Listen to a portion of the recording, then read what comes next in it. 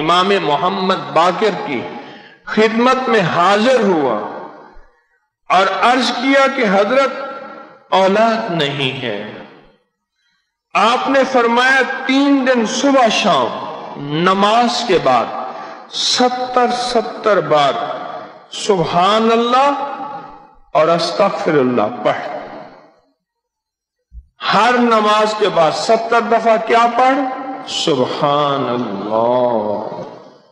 اور پھر 70 دفعہ کیا پڑھ؟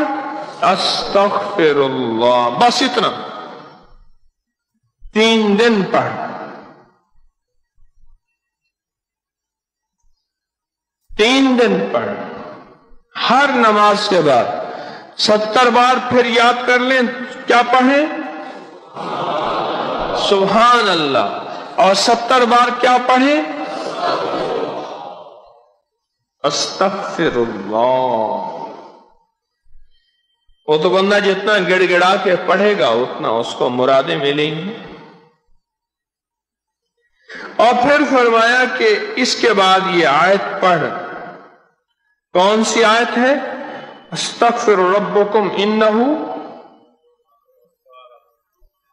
یرسل السماء علیکم مدرارا. یہ انہارا تک یہ آیت پڑھ.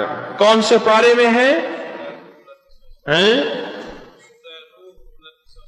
سورۃ نوح 29واں پارہ. یہ آیت 3 دن کے بعد پڑھ. اس آیت کو پڑھ 3 دن کے بعد. اور تیسری شب میں مل اللہ ایسا بیٹا عطا فرمائے گا کہ اس کی خلعت میں یعنی اس کی پیدائش میں کوئی کمی نہ ہوگی. یہ عمل کر. محدثین لکھتے ہیں یہ عمل انہوں نے پاک ہونے کے بعد عورت کے پاک ہونے کے بعد یہ عمل بتایا کہ مسلسل 3 دن یہ عمل کر اور ہر ماہ کر. اور ہر ماہ کر. اور جس نے بھی کیا رب نے اسے بیٹے عطا فرمائے اور رب نے اسے نعمتیں عطا فرمائیں. حضرت امام محمد باقر رحم اللہ تعالی علیہ کا عمل ہے.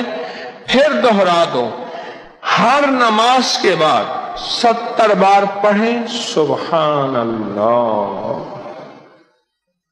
اور 70 بار پڑھیں استغفر اللہ. ہر نماز کے بعد ہر نماز کے بعد 70 بار یہ پڑھیں اور 70 بار یہ پڑھیں. اور پھر 3 دن کے بعد یہ آیت پڑھیں 3 دفعہ. اور پھر ملیں اور ہر مہینے ایسا کریں. اور میں کہ اللہ پاک جل شانہ نے اسے بیٹے عطا فرمائے. بیٹے عطا فرمائے. یہ اللہ والوں کی برکات ہیں. یہ اہل اللہ کی برکتیں اور سعادتیں ہیں.